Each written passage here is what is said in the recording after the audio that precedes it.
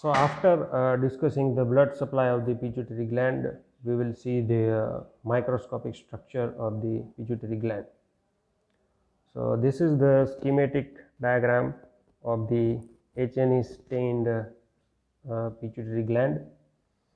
Here we can see the structures according to the different subdivisions of the pituitary gland. First we will see the pars distalis and the tuberalis region. So within the pars distalis and tuberalis, you will see the collections of the various types of the cells in between the capillaries. So here you can see this structure that is representing the capillary, and cells they are present within the pars distalis as well as in the tuberalis, that is divided into the two main categories. One is the chromophobe, okay, that is having the poorly staining property. So you will see the empty cells here, okay, poorly stained cells here, that is representing the chromophobes.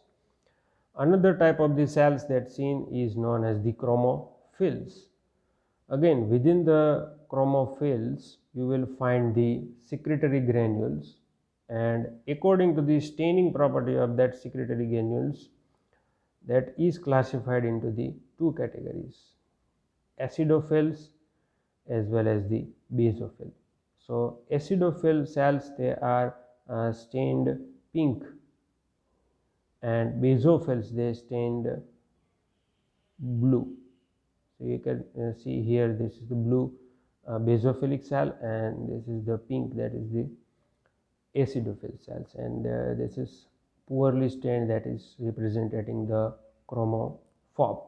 Now within the acidophils you have two categories. One is the somatotroph and another that is the memotrophs. Somatotrophs, that is producing the growth hormone, while the memotrophs, that is producing the prolactin. And the percentage that is shown here in the bracket, that somatotrophs, that is contributing approximately 50% of the mass, and memotrophs, that is contributing around 15 to 20% of the proportion. Within the basophils you have three types, okay, according to the secretory products. First one, that is 5%, that is the thyrotrophs, okay, that is secreting the TSH. Second one, that is the gonadotrophs, approximately 10%, and that is secreting the FSH as well as the LH. And third one, that is 15 to 20%, that is the corticotrophs, that is secreting the ACTH. Now here is, you can see the intraglandular cleft, that is the remnant of the Rathke's pouch. Okay. After that, this region is known as the pars intermedia. So in this region, pars intermedia, you can see this structure that is representing the cyst lined by the cuboidal type of the cells, and that is filled with the colored type of the material that is chiefly composed of the mucopolysaccharide. In between this cyst, you can see the clumps of the cells, and that is identified as the basophils. Pars intermedia is a rudimentary structure in the human. Still, that is giving a name, that is giving importance for the production of the melanocyte stimulating hormone.